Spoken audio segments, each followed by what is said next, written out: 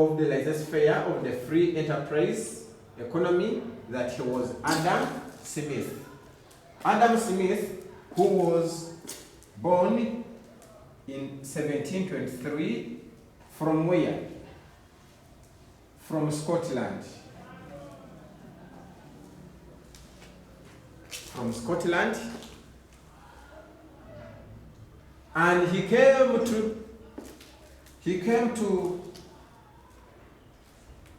put this system in place, to argue for it, having had serious analysis, study and analysis of economic dealings in various countries.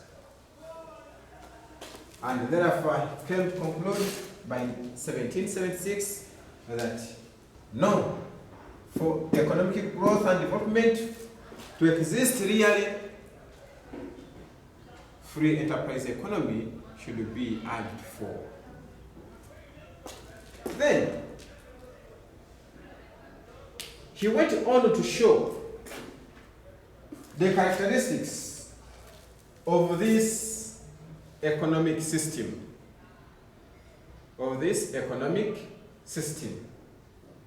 And what were those features of such an economy? Of such an economic system.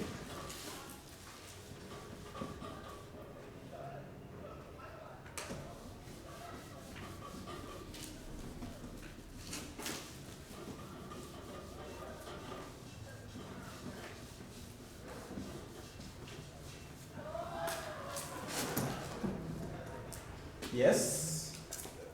So here we look at futures.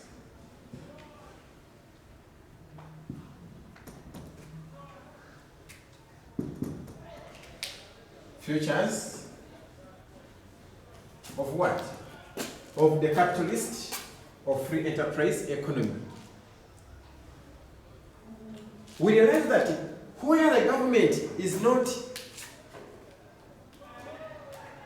influencing in so much, that means there is private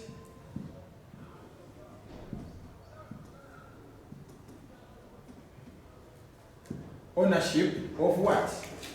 There is private ownership of resources. That the private individuals, like I myself here, you yourself who is seeing me here, you who is seated there, you have to own the resources. Resources like land has to belong to you. You have to have authority over a given piece of land, over a given river, over a given hill, over a given mountain, over a given, mention them.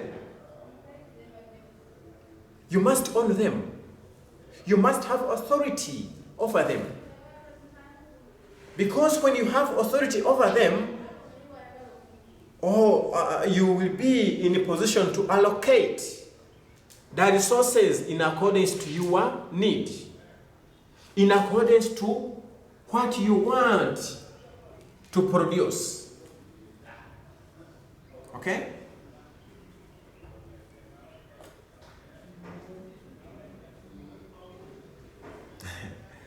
At times there is something that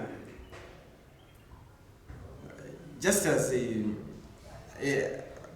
let me bring it as a joking way, but it is academical right.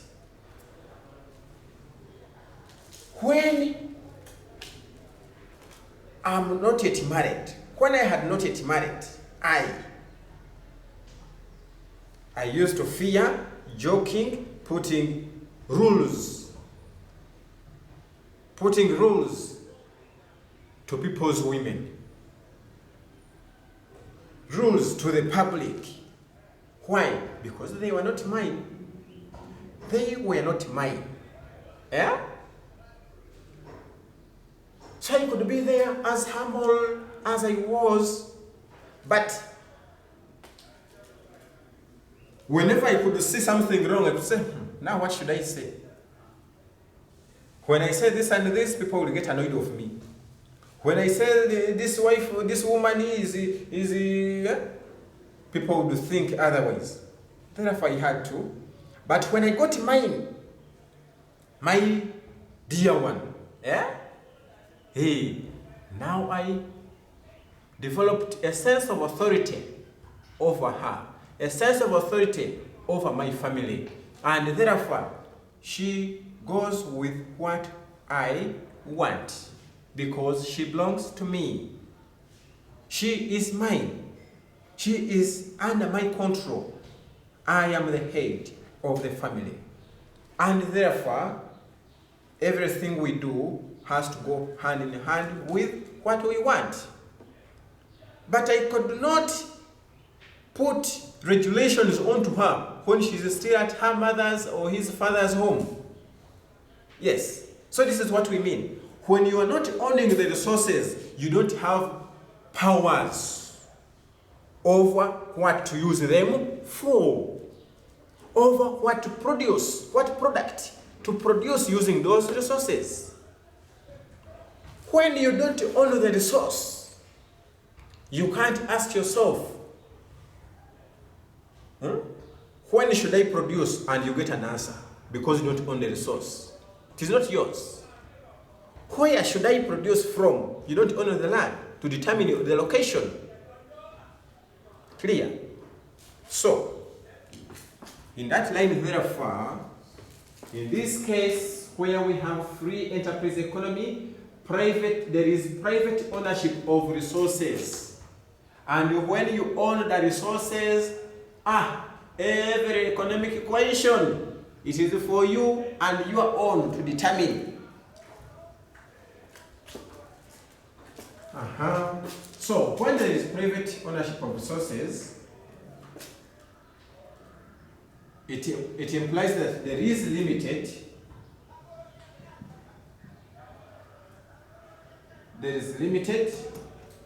government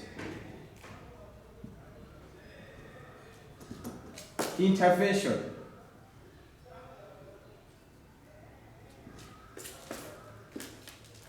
in what? In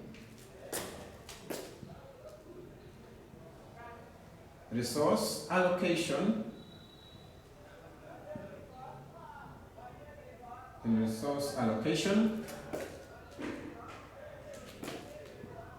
distribution,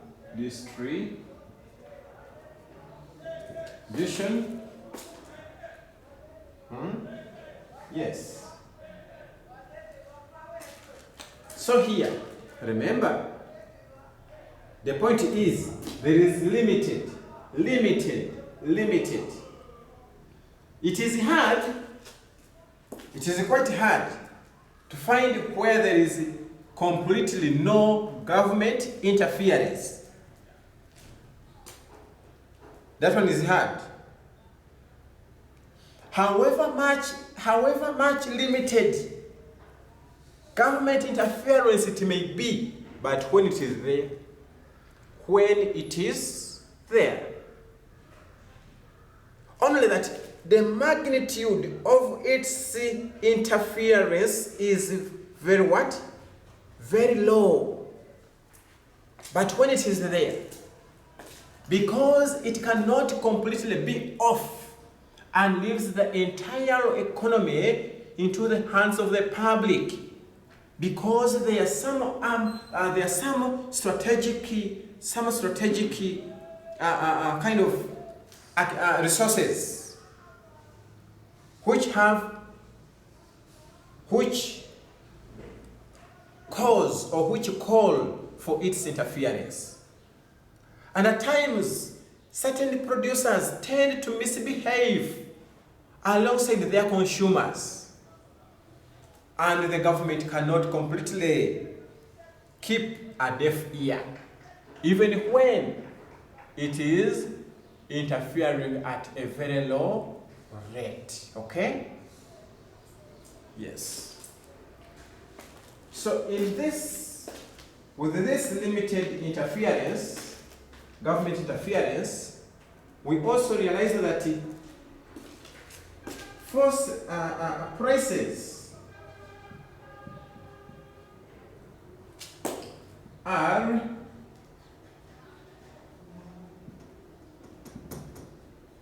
determined by free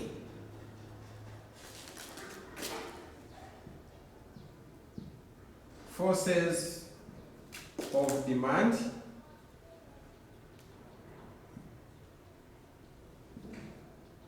and supply. Free forces of demand and supply.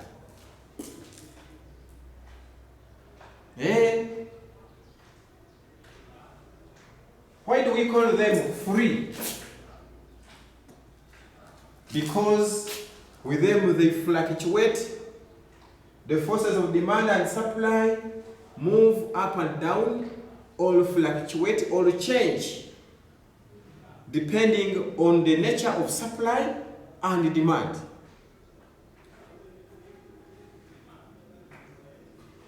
Yes.